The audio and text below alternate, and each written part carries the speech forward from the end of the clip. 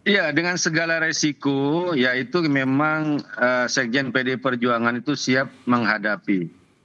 Ya, seperti yang disampaikan tadi, bahwa kita juga ngelihat sekarang, ya anggota DPR RI dari PDI Perjuangan, Rieke Diah Pitaloka, menyampaikan secara kritis di parlemen, di sebuah lembaga yang terhormat, ya, dan itu dilindungi oleh undang-undang, tapi kemudian dilaporkan ke MKD dengan tuduhan memprovokasi. Ini kan kalau kita melihat upaya untuk melakukan intimidasi. Tapi inilah apa yang terjadi di lembaga negara kita, di lembaga penegak hukum kita, ya. Dan ini yang menjadi keprihatinan kita semua. Jadi ketika melihat lembaga-lembaga seperti ini, ya, mau yang namanya KPK, kepolisian, kejaksaan, termasuk juga parlemen, ya. Pertanyaannya adalah apakah masih bisa dipercaya untuk melaporkan kasus-kasus yang juga menyangkut internal lembaga-lembaga ini dan nama-nama yang petinggi-petinggi negara baik yang menjabat ataupun tidak menjabat. Kan pertanyaannya di situ. Lapor ke KPN, lapor ke parlemen, nanti parlemennya dipanggil oleh MKD.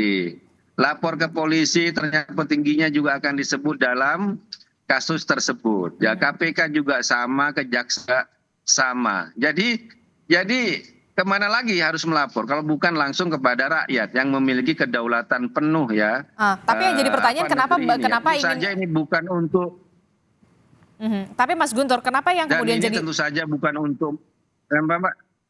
Ya, Oke, Mas Guntur, tapi yang bagaimana? jadi pertanyaan selanjutnya adalah kenapa baru sekarang ingin dibongkar, bahkan dititipkan ke Bu Kony ke Rusia, kenapa nggak dari dulu dibongkar?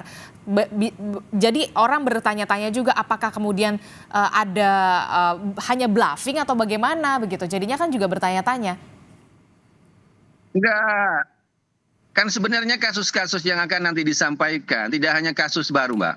Kasus-kasus lama yang sudah pernah muncul di KPK, pernah muncul di Kejaksaan, pernah muncul di kepolisian, tapi tidak ada tindak lanjut, ya kan? Ya kalau itu kan terkait, kalau ditanya kenapa dibongkar sekarang, ya kenapa KPK nggak mau bongkar? Kenapa nggak mau melanjutkan kasus-kasus tersebut? Kan di situ masalahnya kan. Nah, terkait kalau yang beberapa hal yang baru itu ya ini perlawanan, Mbak. Perlawanan terhadap kriminalisasi terhadap Sekjen PDI Perjuangan, ya, yang merasa benar-benar dikriminalisasi. Persoalan di sini lebih banyak kepada persoalan politik, bukan persoalan hukum. Kemudian juga secara berlebihan mencekal Bapak Yasona Lauli, padahal beliau baru statusnya itu adalah saksi dan nggak pernah merintangi, selalu kooperatif selama ini menjadi saksi dan nggak mungkin kabur. Tiba-tiba dicekal, ini kan upaya untuk menggiring suatu opini, membuat drama politik, ya, dan tujuannya ujung-ujungnya itu untuk menyerang partai PDI Perjuangan. Apalagi kan jubir KPK berbicara akan membuka kemungkinan memanggil Ketua Umum Ibu Megawati Soekarno Putri, padahal ini kan terkait dengan masalah katakanlah internal partai, masalah pencalekan, masalah PAW, apa urusannya KPK itu mau memanggil Ibu Ketua Umum, ya, yang jelas-jelas dalam putusan pengadilan, putusannya Wahyu Setiawan yang seorang pejabat negara, pejabat publik waktu itu, yang menerima suap dari Harun Masiku, putusan nomor 28 tanggal 15 Agustus tahun 2020, halaman 160-161 disebutkan bahwa uang yang diterima oleh Wahyu Setiawan itu berasal dari Harun Masiku. Tidak ada nama Hasto Kristianto di situ. Nah, di situ kita ngeliat secara fakta hukum ini